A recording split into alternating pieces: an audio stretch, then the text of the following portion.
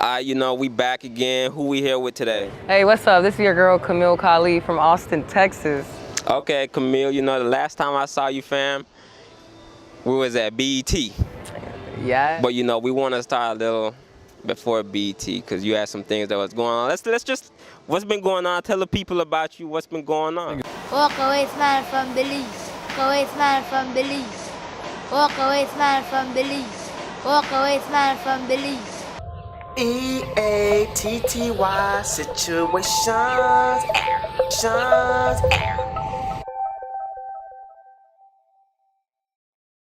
Man, it's been a huge transition for me right now. Like I said, before BET, I was working for a corporate company in software tech, doing my thing there, being the best saleswoman I can be. And I just literally got to a point where I was just tired of working for everybody else and wanted to finally invest in myself, give myself what I've been asking for. And so I quit my job, quit my job to be a full-time creative, model, actress, just creative, artist as a whole.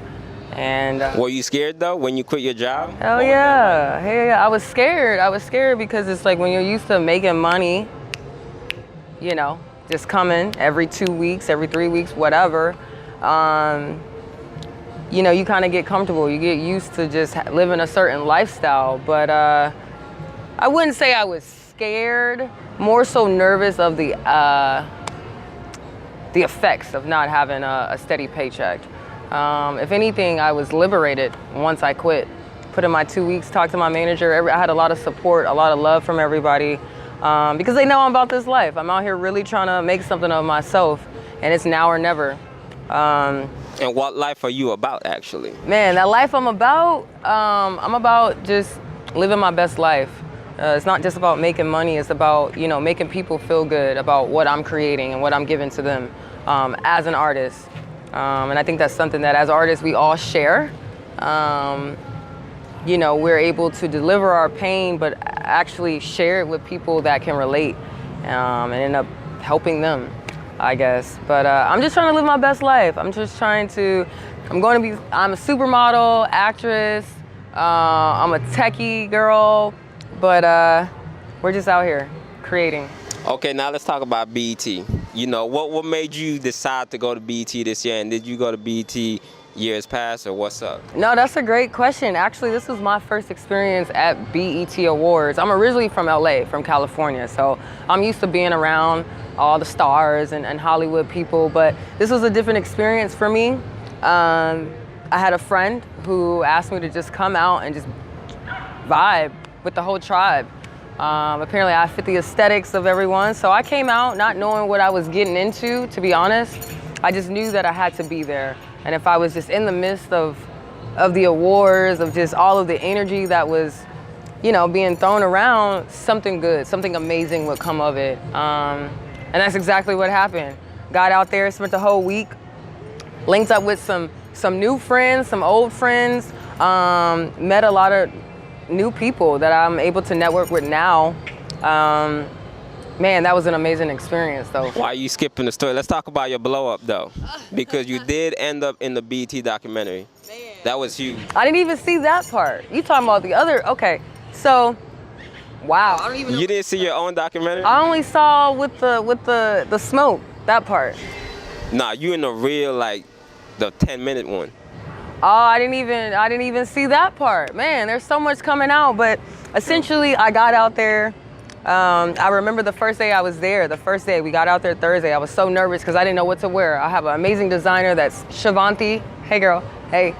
She sends me, whenever I travel with her clothes so that I can promote her stuff. And I remember I was so nervous because I kept thinking I'm gonna be around all of these famous people.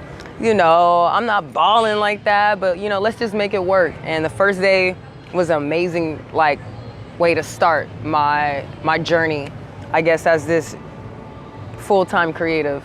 Just out there in the mix, everybody that, I was with, we were all vibing.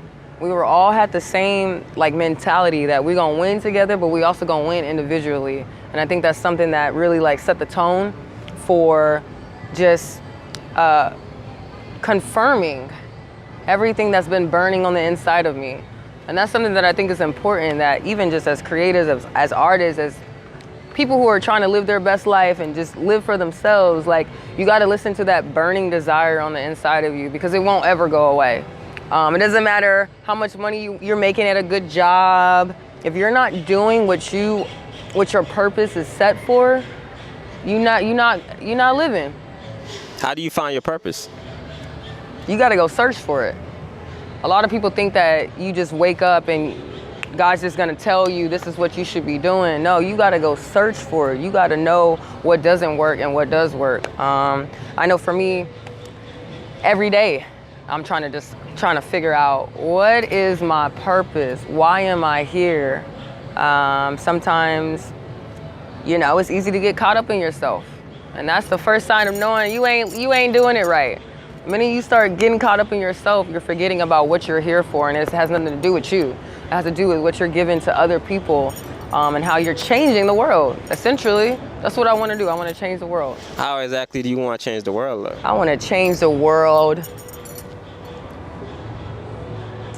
Wow, I want to change the world by being an example of what it means to be authentically you. And that's hard, especially in the world we live in now, where you're being pulled to do this, you're being told you're supposed to say and do and act and look like this. It's hard to be authentic, but I think I just want to be a living example, a living legacy of living my true self, whatever that entails, whether that's modeling, whether that's acting, whether that's having my own tech company, my own modeling company, anything, whatever it is that I'm set to do. I want to make sure that it's the most pure and authentic form of myself. So you're not scared of taking risks? I've never been afraid to take risks, ever in my life. I've always had a very supportive family. My mom, my sister, the rest of my family, they've always encouraged me to just go, live your life. Even going back to college, I got up out of Texas. I went to school in Virginia. I heard a lot of slack from it, but you're not living until you're living. Let's talk about young Camille. What was she like? What was you running around doing? Young Camille. Man, I've always been an athlete, so for a majority of my life, I've always just been on the courts, on the field, working out, doing my thing, showing my talents in that manner. I've coached young. I've been coaching since I was like 13. The younger generation, I love kids. I love the youth. I coached in college. I've always been a very free-spirited person. I'm sure a lot of y'all, if y'all know me, I do take a lot of risks. I'm very carefree. I love to just have fun. I love to make people laugh. Let's talk about your fun style, because your style goes with your attitude. How did you figure this out? How did you put it together? Like, where's all this come from? Oh my goodness, y'all. There's no rhythm to it. It's just I wake up, it's a feeling. I dress different every day. Sometimes I'm a little tomboy, sometimes I'm super sexy, sometimes I'm fall right in between. But it's literally just my style. I'm inspired from everyday life, everything I see with other people, with the trees, with the grass, anything can be an inspiration to me. It's literally just a feeling. It may take me 5 minutes to get dressed. It may take me a whole hour. I may go through like 10 different outfits. I may mix and match shit that don't match. That's not supposed to go together. But normally, if it's not supposed to go, that's where I'm at. What advice do you have for the younger generation trying to be creators and trying to make style and tech and do everything at once, when people are telling them like, you only gotta stay in your lane, find a niche, do one thing at a time, but you're super creative and there's a lot of things you could do? Yeah, man, that's a great question. What do I have to say to the younger people, trying to be a creative? You are your own creator. People can tell you all day, stay in your lane, but how do they know what your lane is? Only you know what your lane is. So I would just say, don't listen to nobody else unless there's, the good people that are trying to encourage you and put you on that right path. But being a creative, you are the creator of your own work. So can't nobody really tell you how to do you. If it doesn't work, try it again. If it's the wrong door, go to a different door. All I can say is don't ever take no for an answer. Don't ever take no for an answer. And I give an example. I have done runway, still do runway. And, you know, typical runway size model is very skinny, very small. I'm nowhere near that. And if I had listened to the people who told me that, oh, my hips were too big, or my chest was too big, or my butt was too big, I wouldn't have been living my authentic self. I would have been trying to fit in a lane that was not built for me. And I wouldn't be doing what I'm doing now. I wouldn't have quit my job out here doing BET commercials. I would have quit a long time ago if I had listened to that person that told me, this isn't your lane. Just because they're not used to seeing you or seeing your work or your creativity, that just means they don't understand. And if they don't understand it, it's not for them to understand. That don't mean you stop. So that's what I gotta share with the youth. Don't stop. You gotta understand what your lane is. Don't listen to nobody else trying to tell you what that shit is. And what keeps you motivated? Oh man, what keeps me motivated? Man, you die once, but you live every day. That's what keeps me motivated. As long as I'm still living, as long as I'm still waking up, thank you, Jesus. Thank you, God, for waking me up this morning, this rising. Like, as long as you still have breath in your lungs and you still have your mind, that should be enough motivation to go get it. Because there's so many other people that don't even have that. And so, you know, we can always take things for granted and feel sorry for ourselves if we don't get our way. But just remember, there's always somebody that got it less or worse than you. So if you have a burning desire, you have a dream, if you're still dreaming, that's motivation right there. If you're still dreaming. And when you're feeling sorry for yourself, how do you deal with like the anxiety and How do I deal with the anxiety, man? You know, honestly, that's something that I'm still working through. That's just being real. We go through a lot of things on a daily basis, and some things we've experienced, some things are new to us. But like I said, I think if every morning you can get up and say, I got purpose, I have a reason to still keep going, then that's enough right there. Honestly, shoot, how you get over anxiety? Shit, lately I've been just letting it all come out. Cry when you need to cry. You know, I've been a person that always like held stuff in. I'm cool, let's not talk about it. If I'm not physically hurt, we good. Nah, that's not how this works. It's okay, you gotta have people that are in your corner that you can go to, that you can talk to genuinely, that wanna help you. And then sometimes, for real, sometimes you just need to be by yourself. Literally, as a creative, we around things all day, people, 24/7. You know, we're being told to do this. We're being told we gotta act like this, especially in this world. Sometimes you just need to remove yourself. Remove yourself from the equation. Less of me, more of him. Capital H. And what big plans do you have coming up for yourself? Oh, You just got done with BET, you doing some, just got back from Mexico, you traveling, you doing amazing things. man. What's coming up? What's coming up?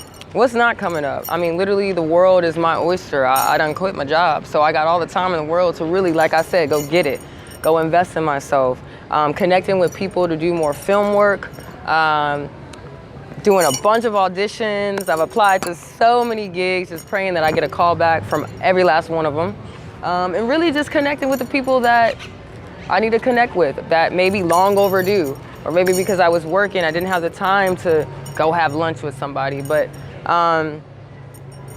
man, I plan on filming, getting into a lot more films. I plan on getting behind the camera, directing, producing. That's something that's, I mean, as a creative, that's only natural. I'm cool with being in front of the camera, but naturally, I want to be behind the camera. You know what I'm saying? So we just gonna put ourselves out there. Let's talk about marketing. How do you market yourself, and how do you tell people, how do you show people the way? All right, how do we market ourselves? I mean, social media, like y'all know, like that is the wave that we are on, and we're probably gonna be on this social media wave for the next 5 years or so, who knows? I think it's important to understand your own brand, Because if you don't understand what you're about, how you gonna market yourself? You can't brand yourself, and people can just come up to you and force anything on you. So I think it's important that you understand your foundation, you understand your brand, you understand what you want out of all of this. Doesn't matter what your mama wants, don't matter what anybody else wants.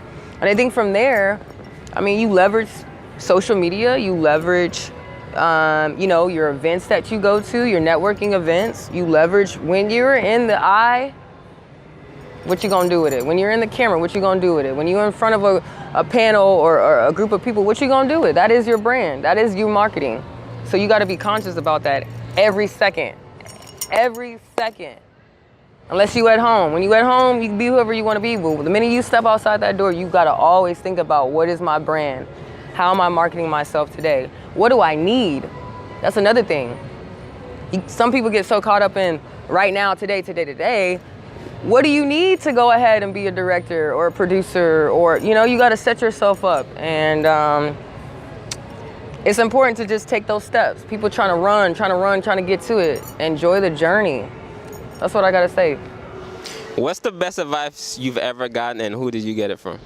Oh, man. Best advice I've gotten was from my mother. Go figure. Love you, Mom.